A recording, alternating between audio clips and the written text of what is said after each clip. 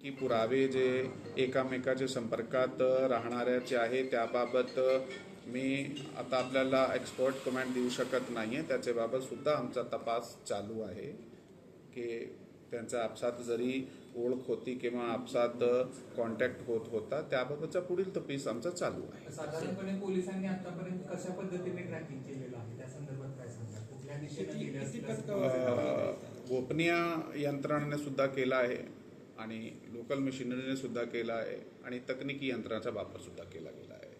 कधीपर्यंत हे आरोपी सापडण्याची शक्यता आहे? कारण आरोपी लवकर ते लवकर ताब्यात येईल.